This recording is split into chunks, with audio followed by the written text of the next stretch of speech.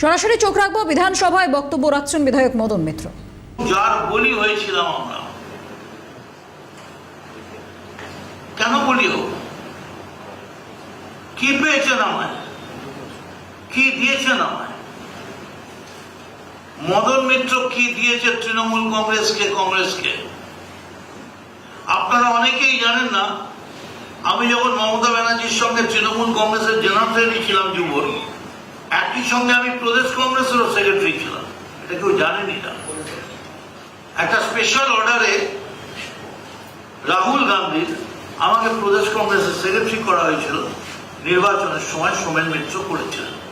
I was the chairman of the official colourful committee and this কি বলে ওটাকে, এই যে আমার মানে এই সাজাবার যে কমিটি, পরিকল্পনা কমিটি, প্ল্যানিং কমিটি, তারও আমি চেয়ারম্যান ছিলাম। এই সব কিছু দেওয়ার পরেও আমার বাড়িতে আমার লোক, অসহায়ের মতো বাড়ির লোকগুলো, আজকে আমাকে বলা হচ্ছে আমি বেঈমান। আমার লাগেজ ব্যাগেজ আছে, আরে লাগেজ ব্যাগেজ যদি আমার থাকে, আমি যদি বেঈমান হই, তাহলে এতগুলো রোজ কপি কোর্টে কেন জমা পড়ছে বাইরে যাওয়ার জন্য? তাহলে লাগেজ ব্যাগেজ কার আছে?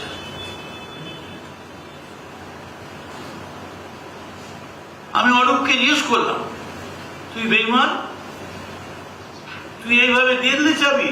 বলে মদন না দিলে নিয়ে নিত। আর স্বরূপ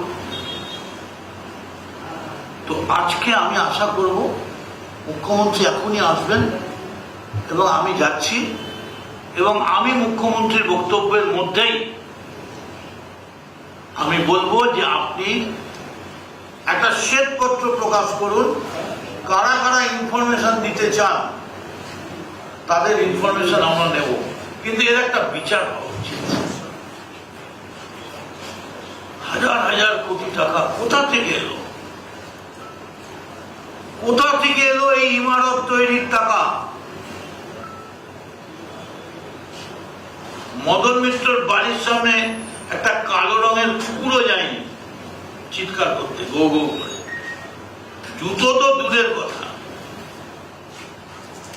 এই প্রথম আমাকে মার্ডার করার জন্য চেষ্টা হয়েছিল দক্ষিণেশ্বরে। কারণ যারা করছিলেন তারা জানেন কেন, এবং মার্ডার করলে বাই ইলেকশন।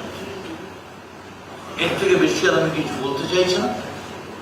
আমি শুধু এইটুকুনি আপনাদের কাছে বলবো, আমি চাই 1993 সালে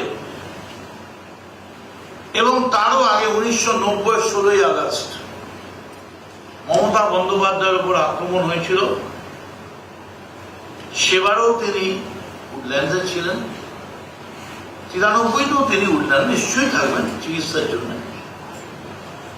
কি সেই চিকিৎসা পশ্চিমবঙ্গেই হয়েছিল, ভারতবর্ষেই হয়েছিল, কলকাতায় হয়েছিল, আমেরিকার প্রয়োজন করে। আমি আপনাদের কাছে বলবো, কুণাল ঘোষ যেটা বলেছেন,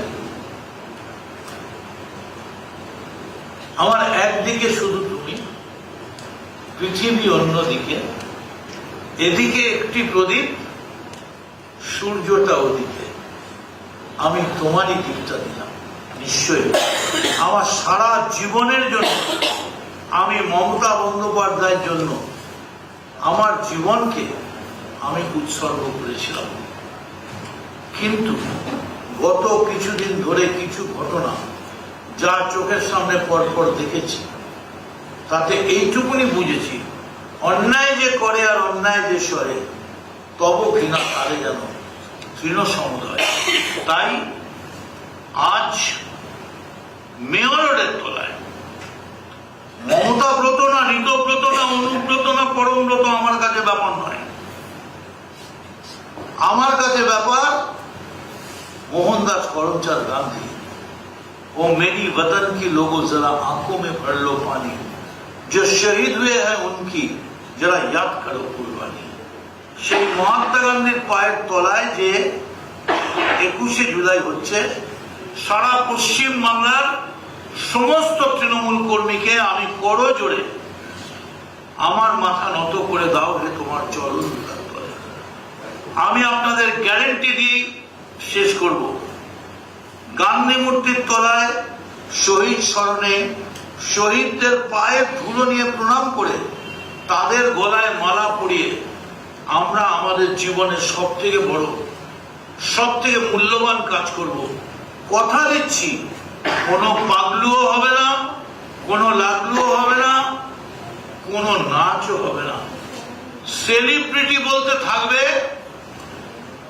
আমার যারা মার খেয়েছে, গুলি খেয়েছে, যাদের পরিবার দিনের পর দিন মিছিল করে এসছে 40 মাইল 30 মাইল, অজ্ঞান হয়ে গেছে, মুখ দিয়ে গেঁজা পড়ছে। আর উপরে দেখতে হবে একটা সুবিধা হয়েছে, যা বৃষ্টি পড়ছে আর সরকারের বদল হয়ে গেছে, তাতে আমার মনে হয় এমনি রংটং কমে যাবে, বেশি রংটং বোধহয় দেখা যাবে না, কারণ সরকার বদল হয়ে গেছে আর ইম্পারও বদল হয়েছে, আর মোটামুটি বৃষ্টিও খুব জোরে পড়ছে। আমি শহীদ স্মরণে আপন মরণে রক্ত ঋণ শোধ করো। 21শে জুলাই ভুলি নাই রক্তে রাঙা 21শে জুলাই।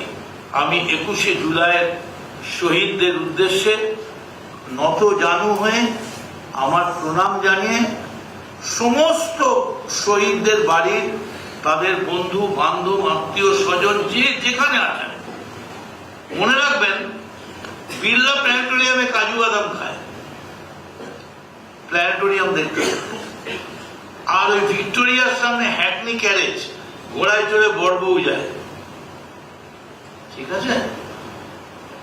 গান্ধী মূর্তি যেখানে দাঁড়িয়ে আছেন 1948-এর 30শে জানুয়ারি, তোমরাও আজ একমত হোক, আমি ছিলাম তোমাদের লোক, আমরা ছিলাম শহীদের লোক। আমি আপনাদের মাধ্যমে, সকলের মাধ্যমে, এবং আমার লাইভ যারা দেখছেন সেই লাইভ আপনারা ফরওয়ার্ড করুন। কোথাও কোনো ভুল থাকলে, কোনো অন্যায় থাকলে আমায় ক্ষমা করবেন, ধরিয়ে দেবেন, কিন্তু কালকের দিনটা এসে শহীদ তর্পণ করতে ভুলবেন না। অন্তত কিছু না পারেন এক মুঠো মাটি নিয়ে আসবেন, যে মাটিটা ওই গান্ধী মূর্তির তলায় রেখে একটা লম্বা দাগ টেনে কপালে সেই ধুলো মাটি মাখা একটা টিপ করে বলবেন, আমরা চলি সমুখ পানে, কে আমাদের বাঁধবে, রইল যারা পিছুর টানে, কাঁদবে তারা কাঁদবে। জয় বাংলা। মনীশ গুপ্তর ভূমিকা নিঃসন্দেহে ভালো ছিল না, এতদিন বলতে হয়েছে ভালো ছিল, কিন্তু এখন দিন এসছে সবকিছু প্রকাশ করার। এবং আমরা লক্ষ্য করেছি তৃণমূল কংগ্রেসে যাদের যাদের ভূমিকা ভালো ছিল না, তাদেরই সব থেকে ভালো ভালো জায়গায় বসানো হয়েছিল, কোলে বসানো হয়েছিল।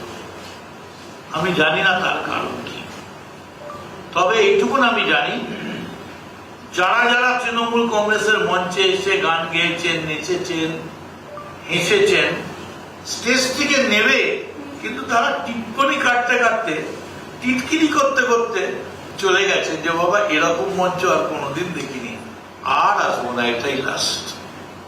আচ্ছা দাদা, আপনাকে, আপনি যেটা অভিযোগ করেছেন বিভিন্ন সময় আপনাকে হুমকি দেওয়া হচ্ছে, চমকানো হয়েছে, এমনকি মার্ডার করার পর্যন্ত চেষ্টা হচ্ছে, অভিযোগের আঙুল অভিষেক বন্দ্যোপাধ্যায়ের দিকে, কি কারণ?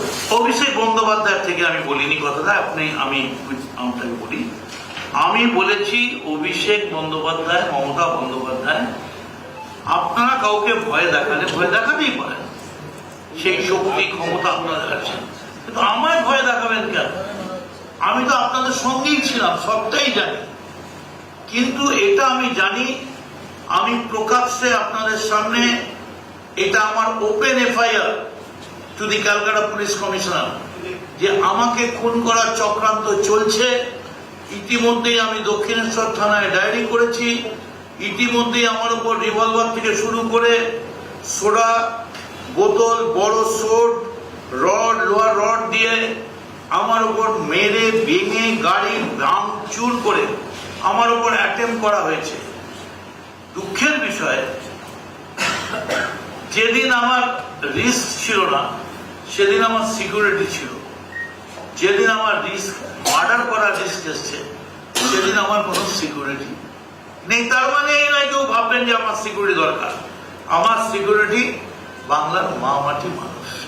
আমার সবাই জিজ্ঞেস করে তোমার লাভলিকে, নচিকেতা যেমন নীলাঞ্জনা, অঞ্জন দত্তের বেলা বোস, চাকরিটা আমি পেয়ে গেছি বেলা শুনছ, তেমনি আমার লাভলি হচ্ছে এই আগামী 21শে জুলাই সারা বাংলা থেকে ঘুরে না খেয়ে পিঠে ব্যাগটা নিয়ে ঢুকতে ঢুকতে যে লক্ষ লক্ষ যুব ছাত্র আসছে, এরাই আমার লাভলি, এরাই আমার লাভলি।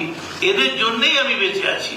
কিন্তু I like to make it A serious point in front of all the press media at Assembly, West Bengal Assembly, in the press room, আমি ওপেনলি বলতে চাই যে আমি ভয় পাচ্ছি না, কিন্তু আমি আশঙ্কা করছি আমাকে খুন করার চক্রান্ত চলছে এবং তার পেছনে কোথাও একটা বাই ইলেকশনের ব্যাপার চক্রান্ত রয়েছে।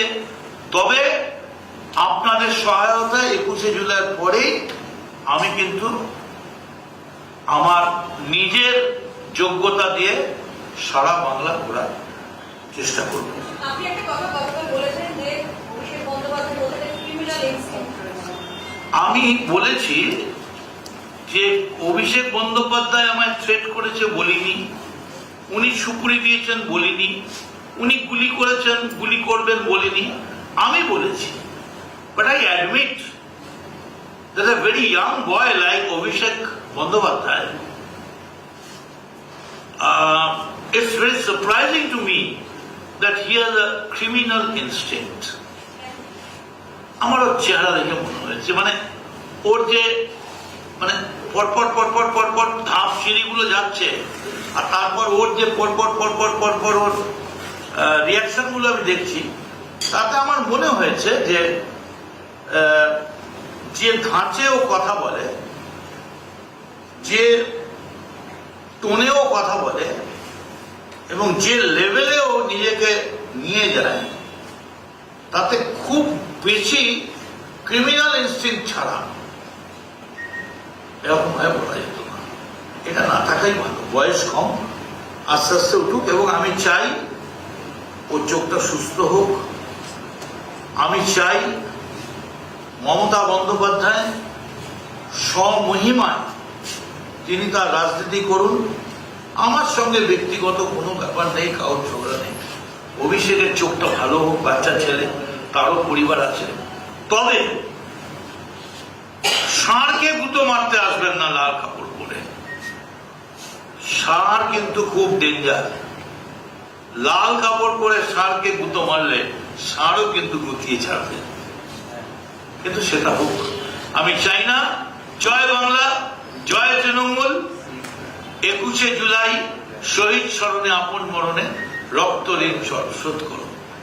কালকে দিনে আওয়াজ তোলো, সবাই মিলে গান্ধী মূর্তি চলো।